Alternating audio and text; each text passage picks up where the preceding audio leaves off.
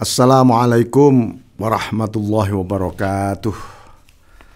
Bismillahirrahmanirrahim. Alhamdulillahilladzi mala'a quluba awliya'i bimahabbatih wa ikhtassa arwahahum bisyuhudi 'azamatihi wa hayya asrarahum lihamli a'ba'i ma'rifatih. Faqulubuhum fi rawdati jannati ma'rifati yuhbarun wa arwahum fi riyadi malakutihi yantazihun. Wa asraruhum fi bihari jabarutihi yusabbihun. Allahumma salli ala sayyidina Muhammadin abdika wa nabiyyika wa rasulika nabil ummi wa ala alihi wa sahbihi wa sallim tasliman biqadri azamati dzatika fi kulli waqtin wa hin. Amma ba'd.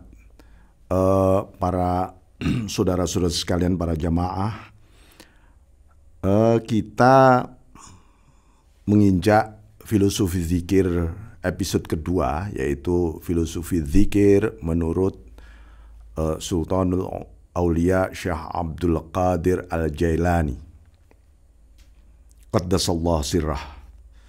Jadi Syekh Abdul Qadir Al-Jailani ini memang lahir Sa'arif Billah ini di daerah Jailan pada tahun 470 Hijriyah atau 1077 Masehi. Jadi atau ada juga yang mengatakan Jailan itu Kailan. Jadi salah satu wilayah di sana yang kemudian sebagian putra beliau menggunakan kata Al-Kailani. Itu. Jadi itu sebuah wilayah di Iran, ya, yang dekat di Laut Quzwan, ya. Jadi beliau ini lahir di sana, yang kemudian besar kelak di Baghdad, ya, di Baghdad. Maka begitu Imam Hujjatul Islam Al-Ghazali meninggalkan Baghdad, maka disitulah awal Syekh Abdul Qadir Al-Jailani hijrah di Baghdad. Itu kisahnya, sehingga memang ada beberapa kalimat terutama di kitab Sirrul Asrar yang Syekh Abdul Qadir Al-Jailani mengutip pandangan-pandangan Hujjatul Islam Abu Hamid Al-Ghazali. Bahkan beliau menulis kitab judulnya Mukhtasar fi Ulumiddin, walaupun itu sebenarnya bukan ikhtisar terhadap Ihya Ulumuddin, tetapi fi Ulumiddin ini sangat mirip, ya, dengan sebuah kitab Ihya Ulumuddin. Jadi ini betapa dekatnya cara pandang beliau dengan Hujjatul Islam Al-Ghazali.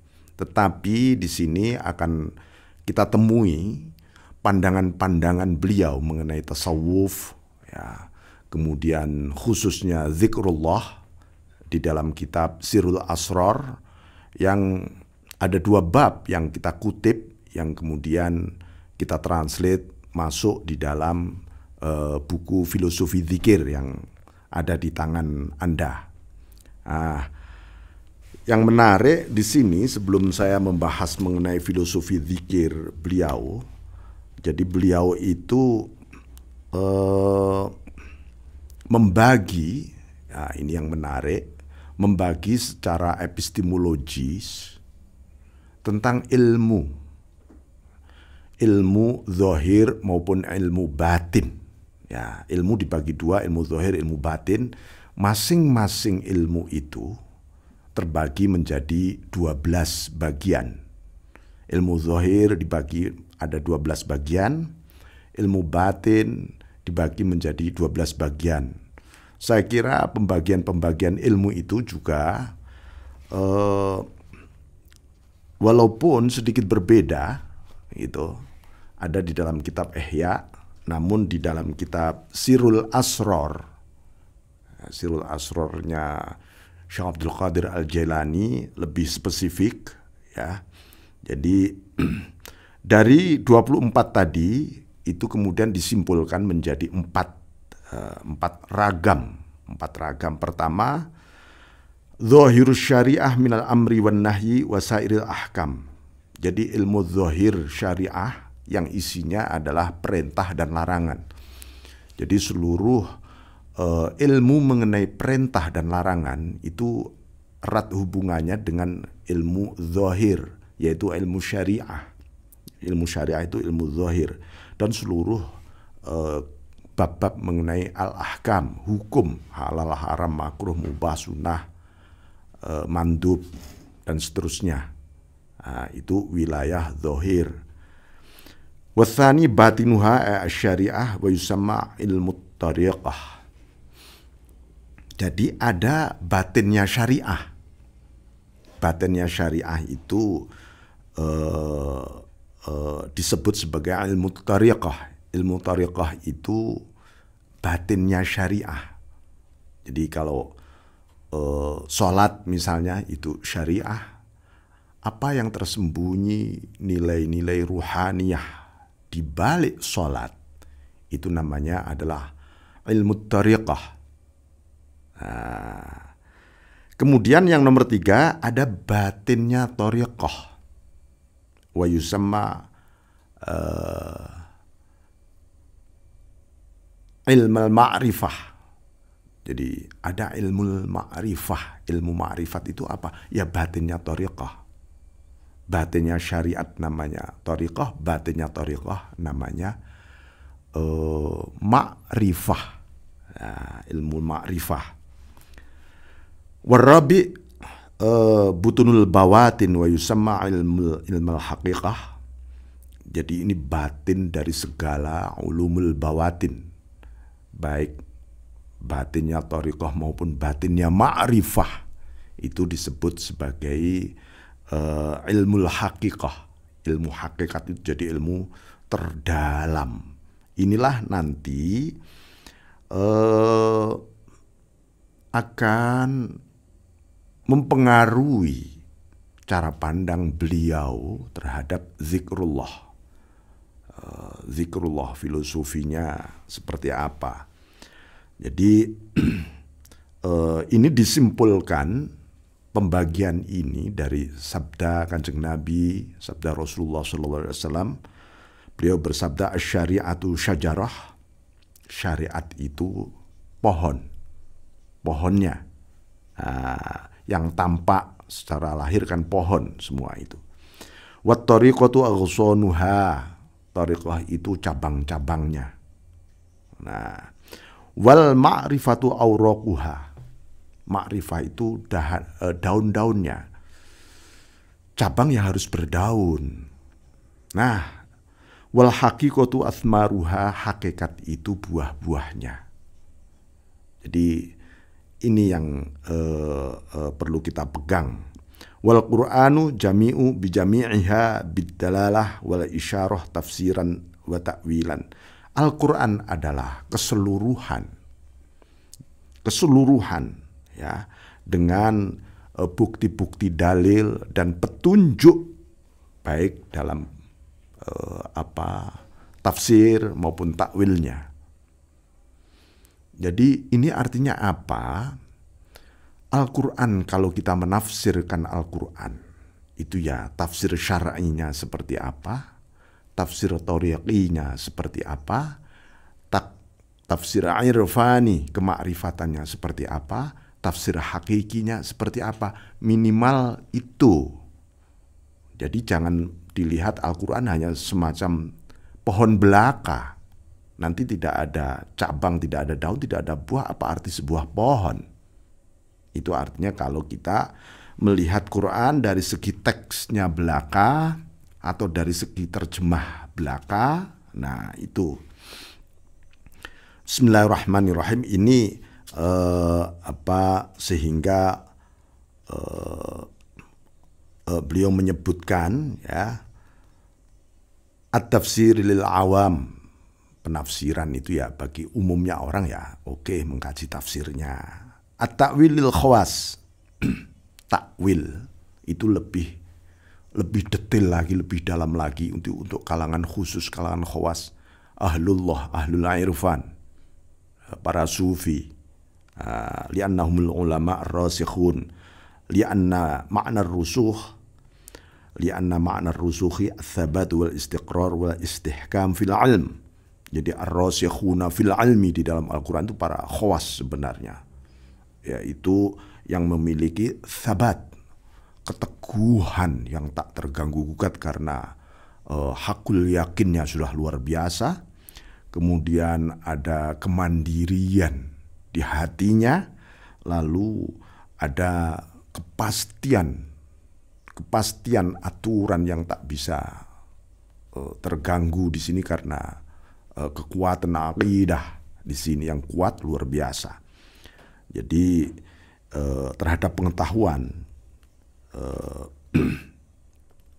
inilah yang disebut ar-rusukh itu, sabat tadi, seperti di dalam Al-Quran disebutkan sebagai al-kalimah at-tayyibah al-mazru'ah fi lubbil qalbi ba'da tasfiyah. Jadi kalimah tayyibah yang disebut di Al-Quran, asluha thabit wa far'uha fis sama, itu ini, yaitu satu kalimah at-tayyibah yang ditanam, yang nantinya akan menjadi pohon yang kita sebutkan pohon pengetahuan tadi, di mana fi lubbil qalbi, di dalam lubuk, di dalam kedalaman hati paling dalam, itu lubul qalbi. Maka orang yang memasuki kedalaman jiwa, kedalaman hati, lubul qalbi disebut ulul albab. Jadi jangan sampai disalahfahami, oh ulul albab artinya cendekiawan muslim. Belum tentu, gitu loh ya. Mereka benar-benar mengarungi lautan albab yang ada di dalam hakikat diri paling dalam, butunul bawatin, itu adalah al-lub. Di situ ba'da tasfiyah, setelah dibersihkan semuanya, ya. Ini warasikhuna fil ilm, ya, jadi semacam itu. Ini sebagai penghantar. Selebihnya mari kita lihat pandangan beliau mengenai zikrullah, ya, zikrullah. Bismillahirrahmanirrahim. Faqad hadallahu dzakirina biqouli ta'ala wadhkuruhu kama hadakum. Ya. Jadi Allah itu memberi hidayah kepada ahli zikir, orang-orang yang berzikir. Jadi orang yang berzikir itu sesungguhnya hakikatnya karena hidayah Allah. Nah, ini penting ya, Anda pegang dulu. Maka wadhkuruhu kama hadakum, zikirlah kepada Allah sebagaimana Allah memberi hidayah kepadamu. Jadi hidayahnya Allah sesungguhnya mendahului zikirnya para hamba. Nah, ini nanti akan menjadi serasi pandangan-pandangan seperti ini dengan pandangan para ulama sufi, baik sebelum maupun sesudahnya. Nah, seperti itu. Jadi ila maratibi dzikrikum. Qala Nabi sallallahu alaihi wasallam afdalu ma aqulu ana wa ma qalahu an-nabiyyun min qabli la ilaha illallah. Jadi yang paling utama yang aku ucapkan, ini dawuhnya Kanjeng Nabi sallallahu alaihi wasallam. Aku dan apa yang diucapkan oleh para nabi sebelum diriku adalah la ilaha illallah. Jadi para nabi mulai zaman Nabi Adam sampai Nabi Isa, zikirnya itu ya antara lain yang paling dicintai adalah la ilaha illallah, la ilaha illallah, yang disebut sebagai kalimah thayyibah atau kalimat tahlil, la ilaha illallah atau hailalah. Nah, itu masing-masing kemudian persepsi,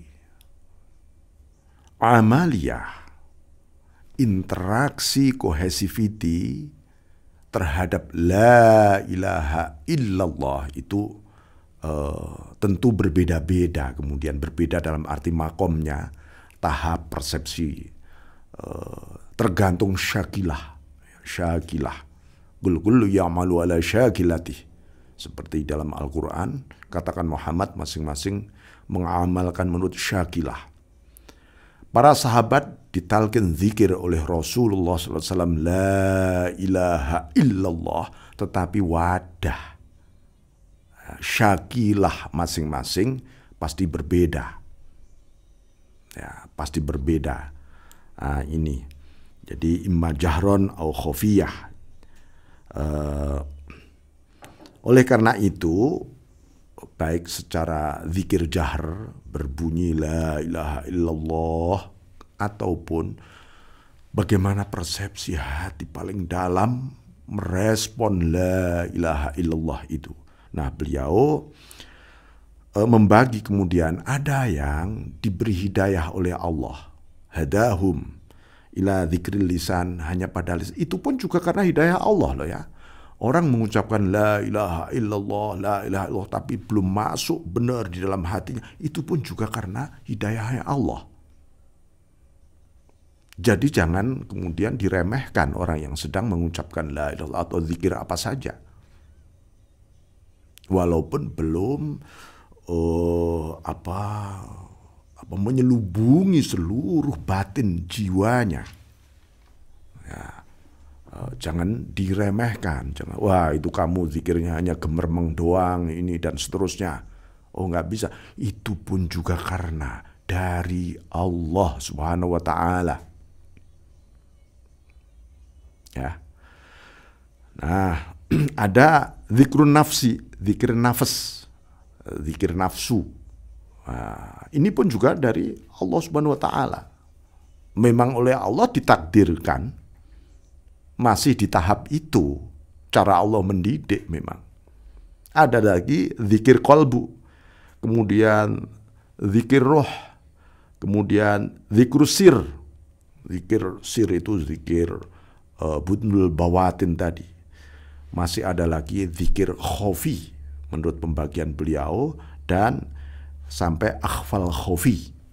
Akhfal khofi ya, nanti dijelaskan. Ini yang akan kita jelaskan di episode kali ini. Tentu saya tidak akan menjelaskan secara keseluruhan, tetapi ini poin penting ya, poin penting yang saya jelaskan dari pandangan beliau. Jadi ini ada erat hubungannya ya, bahwa pengetahuan kita tentang zikir pun, oh ya zikir lesan, oh ini berhubungan dengan wilayah zahirus syariah memang. Habis itu zikir nafas, zikir qalbu mulai di sana, wilayah thariqah ya. Wilayah ma'rifah di zikir ruh, di zikir sir. Wilayah hakikat di zikir khafi, zikir akhfa. Ini yang akan kita ungkap di sini. Semoga Allah Subhanahu Wa Taala melimpahkan hidayah, menerangkan hati kita semuanya. Fa amma dzikrul lisan fa ka'annahu bidzalika bi dzikril qalbi yuzakkirul qalba ma nusiya min dzikrillah. Zikir lisan ini sebenarnya fungsinya untuk mengingatkan, sebenarnya semacam ketuk pintu, tok tok tok, kula nuwun. Sebenarnya ini kula nuwun, zikir lisan, makanya harus ada bunyi. Aku kok zikir la ilaha illallah atau astaghfirullah, astaghfirullah, la ilaha illallah. Kok nggak hadir-hadir hatiku? Ya biar saja. Kalau Allah membukakan hatimu kepada menuju zikir pasca zikir lesan, ya itu kehendak Allah, bukan karena kompetensi yang ada di dalam dirimu. Wa ma dzikrun nafsi fahuwa dzikrun ghaira fahuwa dzikrun ghairu masmu'in bil huruf wassod. Zikir nafsu itu tidak terdengar oleh suara maupun oleh huruf, tidak ada hurufnya, tidak ada suaranya. Yang penting mulai muncul di sini, dirasakan, mulai merasakan zikir nafs itu. Bal masmu'un bil hissi wal harakah bil fil batin, hanya ada sebuah denyut Di situ Allah, Allah, Allah, la ilaha illallah. Mulai berdenyut itu di sini. Itu zikir nafas. Ya. Jadi kalau Anda sudah mulai bisa begitu, ya alhamdulillah disyukuri. Tapi jangan final. Masih ada. Gitu loh ya. Yang nomor 3 yaitu zikrul qalbi. Fahuwa mulahadatul qalbi ma fi dhamirihi minal jalal wal jamal. Nah, zikir qalb ini mulai tidak berbunyi. Sudah tidak ada lagi masmu'un bil hissi wal harokah, gerak-gerik saja, nggak terasa sudah. Jadi seperti Anda memasuki sebuah kesan yang mendalam. Kesan. Anda mengenal sebuah kesan ya, ketemu sesuatu Anda berkesan sangat mendalam. Itu qalbu. Wilayah qalbu. Jadi tidak berbunyi lagi sudah. Sebuah kesan tentang apa dalam hati kita ini? Tentang jalal dan jamalnya Allah. Keindahan dan keagungannya melimpah luar biasa di hati Anda. Dan Anda merasakan itu. Itu zikir qalbu Anda. Jadi kalau Allah, Allah, Allah, Allah, Allah. Itu masih nafas. Kalau sudah suasana Allah, Allah, Allah sirna di dalam. Pandangan kemaha indahan dan kemaha besaran ilahi. Mak beleng gitu. Itu qalbu namanya. Zikir qalbu. Ya memang tidak berbunyi memang. Seperti Anda mulai bengong kira-kira ya. Itu. Kemudian ini sudah dahsyat itu, mulai seseorang fana fi dzikr, mulai di situ. Merasakan fana fi dzikr. Orang mulai lebur. Mulai lebur. Yang menurut bahasa para sufi disebut mulai memasuki musyahadah. Musyahadatul jalal wal jamal. Musyahadah itu musyahadatul jalal wal jamal. Menyaksikan kemaha-agungan dan kemaha-indahan Allah. Ketika seperti itu Anda pun juga memandang apa saja full. Apa saja. Ya, jangan sampai Anda membagi, saya baru bisa melihat kebesaran ilahi, keindahan Allah ketika melihat bintang-bintang di langit. Bukan begitu. Melihat apa saja. Suasananya adalah jalal dan jamaliyahnya Allah. Merasakan di sini pun di batin Anda adalah jalal dan jamaliyahnya Allah. Itu. Kemudian sekarang memasuki yang keempat, yaitu zikrul ruh. Simpel-simpelnya zikrul ruh itu apa? Adalah musyahadatu anwari tajalliyatis sifat. Mulai musyahadah terhadap tajallinya sifat. Tajallinya sifat. Tajallinya sifat itu pasca tajallinya asma.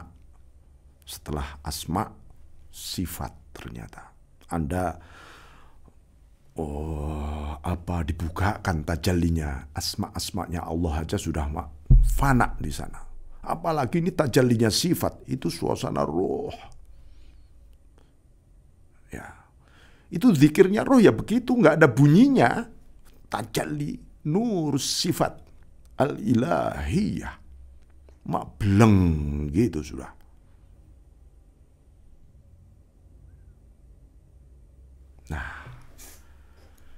Itulah seseorang fa'aina ma tuwallu fathamma wajhullah. Tak ada yang tidak wajahmu Allah. Itu. Bismillahirrahmanirrahim. Kayaknya ini saya sudah final ini. Belum ada zikrusir. Dzikrusir. Dzikrusir lebih dalam dari roh, di dalamnya roh lagi. Apa? Muraqabatu mukasyafatil asrar al-ilahiyah. Muraqabah terhadap rahasia ilahiyah yang ada di balik asma dan sifat. Ya Allah, jangan kau hilangkan aku dari pancaranmu. Karena ya disebut di dalam kitab Al-Hikam, ya kita pernah sampaikan, matali'ul anwar al-qulub wal asrar, tempat terbitnya nur. Wah, ini tempat terbitnya nur. Ini nur tajalli, ini sebenarnya ala fi asraril ilahiyah, itu nurnya Allah itu. Itu al-asrar wal qulub, rahasia batin dan hati. Nah, ini muraqabah itu suasana menyadari Allahu Raqib. Allah Maha terus menerus memandangmu kapan, di mana saja, di balik seluruh rahasianya yang ditampakkan padamu.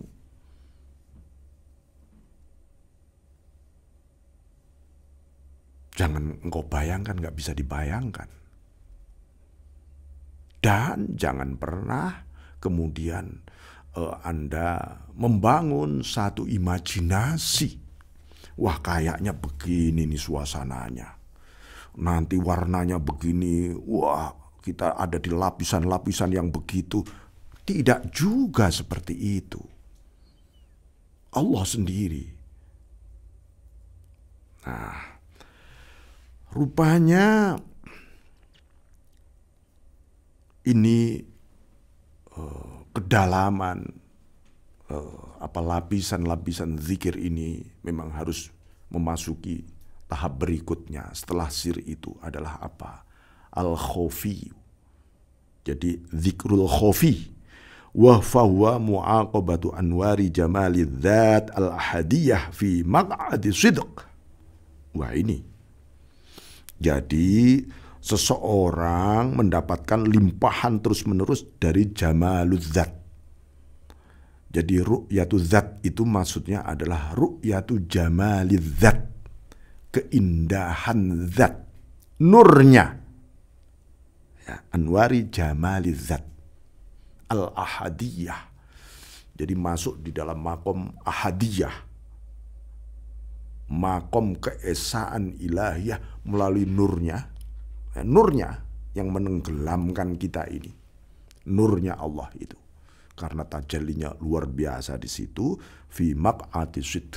Di hadapan Allah. Di hadapan Allah Subhanahu wa ta'ala. Wa amma dzikrul akhfal khofi, yang lebih dari itu semuanya, yang disebut an-nadhuru ila haqiqatil haqqil yaqin, memandang hakikat al-haqqul yakin, hakikatnya malahan. Hakikatnya haqqul yakin. Wala yuttali'u alaihi ghairallah ta'ala, dan dia tak ada yang tampak padanya kecuali hanya Allah. Sebagaimana qala Allah Ta'ala, fa innahu ya'lamus sirra wa akhfa. Sesungguhnya Allah itu memandang sir dan yang tersembunyi di dalam sir, puncak batin dan yang hakikatnya batin saja. Ini artinya orang yang dibukakan oleh Allah zikrul sir, zikrul khafi, zikrul akhfa, itu semua sungguh-sungguh semuanya karena Allah. Allah sendiri yang memandang. Bukan kamu, aku zikir dengan caraku, zikir sir, zikir khafi, zikir akhfa. Enggak bisa. Allah itu yang menzikirkan dirimu, dan Anda berada dalam sebuah kesadaran, dipandang, diingat full oleh Allah. Makanya ya'lamu, Allah yang tahu. Nah, itu wadzalika ablaghu kulli awalim wa anha kulli maqasid. Itulah seluruh alam zikir, paling puncak ya, dan itulah akhir dari seluruh tujuan kita, yaitu zikir akhfal khofi ya. Nah, tetapi menurut beliau di sana ada ruh, ada nuansa ruh yang luar biasa ya, yang perlu kita ketahui. Wa huwa altofu minal arwah kulliha. Ini lebih lembut dari seluruh roh semuanya. Dan ini semua ada di dalam diri kita sebenarnya. Apa? Wa huwa tiflul ma'ani. Yang disebut tiflul ma'ani, bayi maknawi kalau arti bahasanya, bayi maknawi. Bayi itu kan disebutkan kullu mauludin yuladu 'alal fitrah. Setiap bayi dilahirkan dalam kondisi fitrah suci. Ini adalah bayi suci maknawi, tapi ini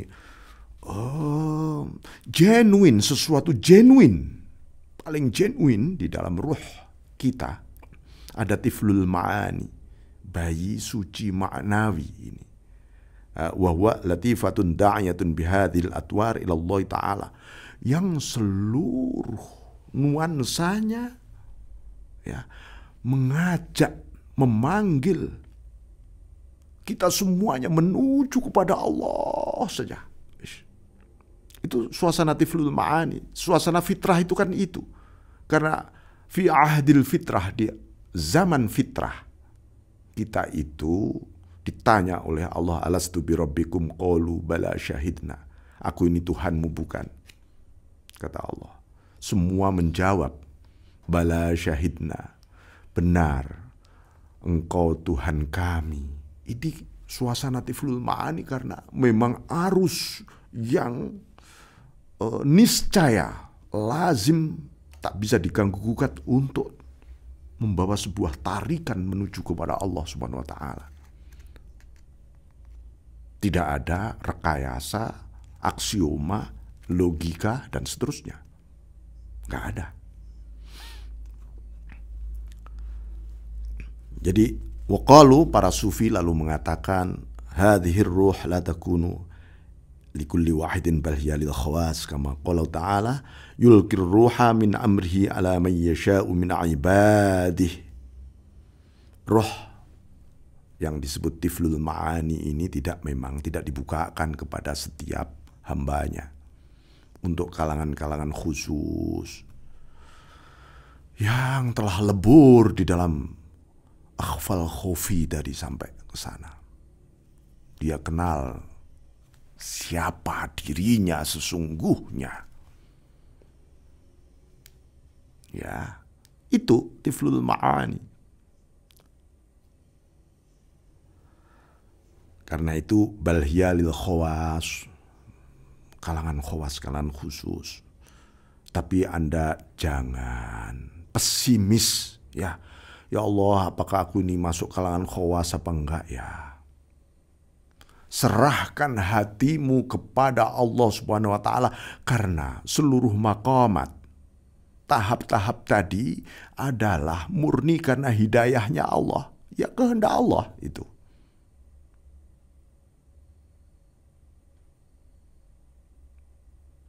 Jadi jangan sampai ketika Anda mengucapkan la ilaha illallah, la ilaha illallah, lalu wah kalau begitu aku tak usaha secara khusus mak beleng ke akhfal khofi. Ngotot banget. Nah, nanti ambeien batinmu yang ambeien. Ya, nanti kamu malah ngotot nggak karuan, nafsu jadinya. Nafsu. Jadi ini maka di Quran disebutkan yulqir ruha min amrih. Allah melimpahkan roh dari alam amarnya, alam amar. La taku ala man yasha, kepada yang dikehendaki, min ibadih, dari hamba-hambanya Allah. Jadi alam ruh itu mulazamatu alamil qudrah wa musyahadatu alamil haqiqah. Jadi seorang hamba ketika dimasukkan di wilayah ini, dia masuk ke dalam alamul qudrah al-ilahiyah, dan disitulah disebut musyahadah dari alam hakikat yang sesungguhnya dia tidak, hatinya tidak berpaling sedikit pun, tidak meleng sedikit pun, kecuali meleng sedikit pun kepada selain Allah. Full Allah di situ. Kama qala Rasulullah SAW, seperti dalam hadis, ad-dunya haram ala ahli akhirah wal akhiratu haram ala ahli dunya. Dunia itu haram bagi ahli akhirat. Maksudnya apa? Dunia ini sebuah penghalang. Ya, ketika Anda mikir dunia, akhirat hilang. Kan begitu. Wal akhiratu haramun ala ahli dunya. Akhirat itu haram juga bagi ahli dunia.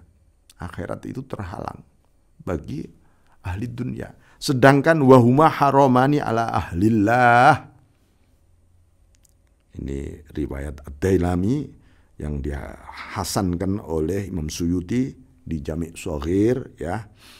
Jadi dua-duanya, dunia maupun akhirat itu haram. Haram itu artinya terhalang bagi ahlullah, bagi orang-orang yang menjadi ahlullah, menjadi ahlul ma'rifah billah. Itu sudah tidak ada yang disebut dunia, sudah tidak ada yang disebut akhirat. Allah full tadi. Jadi inilah sebagai akhir, ya, saya sebutkan, maka disebut sebagai ulul albab alladzina yadhkurunallah qiyaman wa qu'udan wa ala junubihim, yaitu orang-orang yang berzikir kepada Allah baik ketika aktif berdiri, itu artinya bangkit rohnya,